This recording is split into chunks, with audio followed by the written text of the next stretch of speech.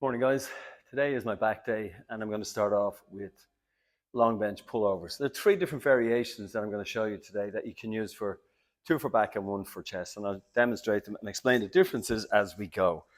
So long bench pullovers, there's also a variation of this which I'll show as we go as well. So feet up on the bench and arms are slightly bent as we pull over into it. And when I started doing this many years ago, we would do a decline because it tends to even more so emphasize your lats. Now, if you don't have a decline bench, the solution is simple. Now it's decline. And it takes the shoulders out of it a little bit more. Now I'm doing the exercise in my back routine to help to loosen out my shoulders a little bit. Now the second one goes back a ways. It's a straight body, straight arm pullover. I'm not going to do this in anger because it's fairly heavy on the shoulders. This would go back all the way to the Nautilus days when they were cutting edge. And they still are, but so straight body, straight arm. Very, very light on this one.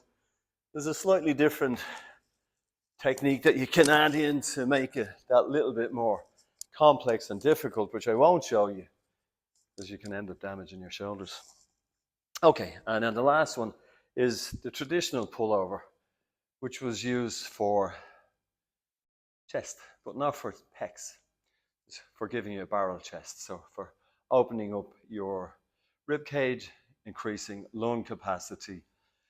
And it was often done in conjunction with squats as a superset, and they were called breathing squats into breathing pullovers.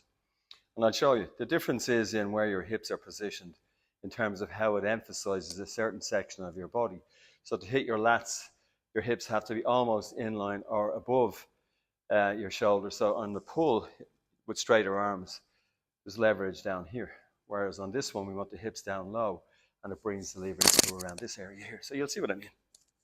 And this is often done incorrectly. And you'll see people, as they go into the movement, bringing their hips up as the weight goes down. And all you're doing is changing the position of your body, not the position of the weight relative to your body. So we're going over into this position here, coming up to here.